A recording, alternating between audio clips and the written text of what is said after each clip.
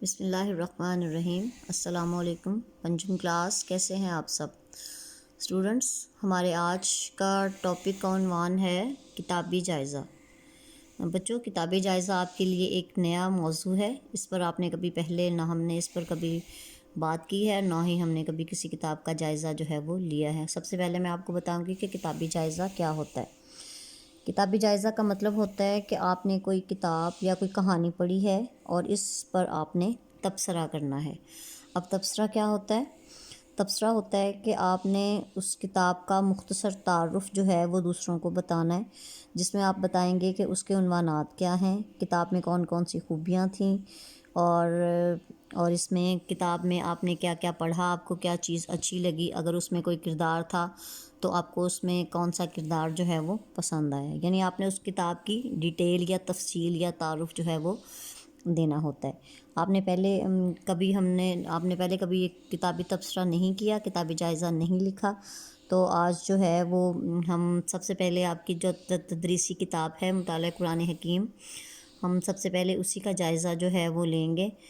میں آپ کو آج اس پہ ڈسکس کروں گی آپ کے ساتھ، تاکہ پھر آپ کو جائزہ لینا آ جائے، اور آئندہ آپ کوئی بھی کہانی یا کوئی بھی ادبی کتاب جب آپ پڑھیں تو آپ اس کے اوپر تبصرہ لکھ سکیں، اس کا کتابی جائزہ جو ہے وہ لے سکیں۔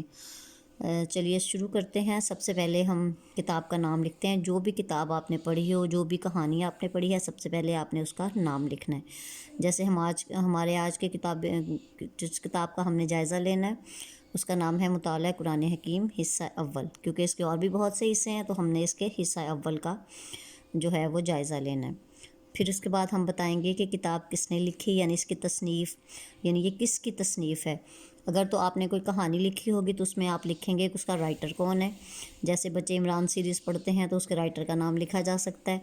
لیکن یہ کتاب جو ہے مطالعہ قرآن حکیم، یہ کسی ایک رائٹر نے نہیں لکھی، بلکہ یہ دا علم فاؤنڈیشن جو ہے، ایک فاؤنڈیشن ہے، ایک تنظیم ہے، اس کے توسط سے یہ ہم تک پہنچی ہے۔ پھر اس کے بعد لکھیں گے کہ اس کا ٹائٹل، اس کا سر ورک کیسا ہے۔ اب دیکھیں گے، آپ نے کتاب کو اگر غور سے دیکھا ہے، اس کا سر ورک، اس کا پیج جو ہے وہ دیکھا ہے آپ نے، تو وہ گہرے سبز رنگ کا ہے، اس پر قرآن حکیم کی تصویر بنی ہوئی ہے۔ اچھا جی، اس کے بعد آ جائیں گے ہم اس کی خصوصیات کی طرف۔ سب سے پہلے ہم دیکھیں گے کہ اس میں کتنے صفحات ہیں۔ کتاب کے جو ہیں 168 صفحات ہیں، یعنی 167 صفحات ہیں، اور اس کا کاغذ جو ہے وہ بہت عمدہ ہے، اور اس کا کاغذ اور چھپائی دونوں ہی بہت عمدہ ہیں۔ اور اس میں باقی ہم اس کی مشقوں کی طرف آ جاتے ہیں۔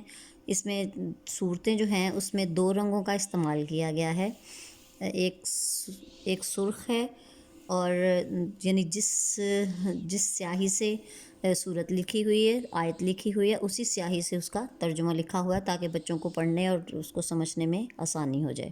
یہ اس کی ایک خصوصیت ہے کہ اس میں 2 رنگوں کا استعمال ہوا ہے۔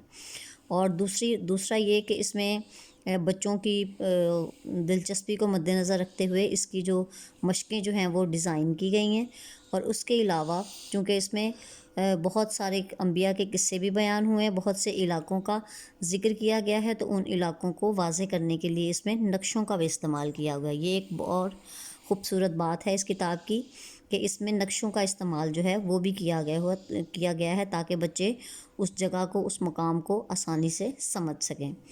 اس کے بعد بچوں آ جائے گے مضامین، یعنی مضامین کتاب، یعنی کتاب میں کن کن موضوعات پر بحث کی گئی ہے، کون کون سے موضوعات جو ہیں وہ پر بات کی گئی ہے یا ہمیں معلومات دی گئی ہیں۔ اس میں سب سے پہلے آپ نے لکھنا ہے کہ آغاز جو ہے سورۃ فاتحہ سے ہوا ہے، کیونکہ قرآن حکیم کا آغاز جو ہے وہ سورۃ فاتحہ سے ہوا ہے، اس لیے اس کتاب میں بھی حصہ اول میں بھی سورۃ فاتحہ سے آغاز کیا گیا۔ سب سے پہلے قرآن حکیم کا تعارف بتایا گیا ہے، پھر اس کے بعد اس میں تجوید اور اس کی تجوید بتائی گئی ہے۔ اس کے بعد اس میں بتایا گیا ہے کہ اس میں کتنی آیات ہیں، کتنے رکوع ہیں، اور تجوید کون کون سی غلطیاں جو ہیں وہ حروف جلی ہیں، اور کون سی، اس طرح مطلب پوری ڈیٹیل بتائی گئی ہے۔ اس کے بعد پھر اس میں بتایا گیا ہے کہ فہم قرآن، یعنی قرآن کو سمجھنا کیوں ضروری ہے، یہ بھی اس میں ایک ٹاپک ہے۔ اس کے بعد سورۃ فاتحہ سے آغاز ہوا، سٹارٹ جو ہے سورۃ فاتحہ سے ہوا، اور اس میں چھوٹی صورتیں کتنی چھوٹی صورتیں ہیں. سورۃ فاتحہ کے علاوہ آپ نے لکھنی ہے کہ اس میں کتنی چھوٹی صورتیں. میرے خیال اس میں 10 جو ہیں وہ چھوٹی صورتیں دی گئی ہیں، اور ساتھ ہی ان صورتوں کا شان نزول اور تعارف دیا گیا ہے، اور پچھلی صورت اور ان کو یہ بھی بتایا گیا ہے کہ صورت میں کتنی آیات ہیں، کتنے رکوع ہیں، اور پچھلی صورت کے ساتھ اس کا کیا ربط ہے، کیا تعلق ہے. اس کے بعد اس میں 6 انبیاء کرام کے قصے، یعنی کتنے انبیاء کرام کے قصے بتائے گئے ہیں، اس میں 6 انبیاء کرام کے قصے بتائے گئے ہیں. اور اس کے علاوہ اس کتاب میں نبی کریم صلی اللہ علیہ وآلہ وسلم کی شان کو بزبان قرآن حکیم جو ہے وہ بھی بیان کیا گیا. اس میں اس کے اینڈ پہ ایک ٹاپک ہے جس میں نبی کریم صلی اللہ علیہ وسلم کی شان میں جتنا قرآن پاک میں آیات آئی ہیں ان کا ترجمہ جو ہے وہ دیا گیا ہے. اور سب سے آخر میں مشکل الفاظ کے معنی، یعنی اس کتاب میں جتنے بھی مشکل الفاظ استعمال ہوئے ہیں ان کے معنی جو ہیں وہ بتائے گئے ہیں. اس کے بعد آخر میں آپ کیا لکھیں گے ذاتی رائے کہ آپ نے اس میں انبیاء کرام کے جو قصے پڑھے ہیں اس میں سے آپ کو سب سے زیادہ قصہ کون سا پسند آیا اور اس کی پسندیدگی کی وجہ کیا ہے. یعنی آپ کو وہ قصہ اگر پسند آیا ہے تو وہ کیوں پسند آیا ہے، اس میں کون سی چیز جو ہے وہ آپ کے لیے آپ کو زیادہ پسند آئی. ٹھیک ہے بچوں، تو آج آپ نے ان پوائنٹس کو، ان نکات کو آپ نے مد نظر رکھنا ہے اور اس کے بارے میں سوچنا ہے، اور کوشش کریں کہ ایک آپ پیراگراف جو ہے وہ لکھ سکیں. Thanks and have a nice day.